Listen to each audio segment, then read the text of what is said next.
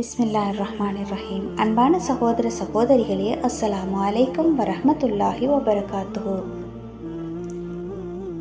கண்மணி நாயகம் ஸல்லல்லாஹு அலைஹி வஸல்லம் அன்னவர்கள் கோரினார்கள், ஒருவர் மறதியாக உண்ணவோ பருகவோ செய்தால் அவர் தனது நோன்பை முழுமைப்படுத்தட்டும்.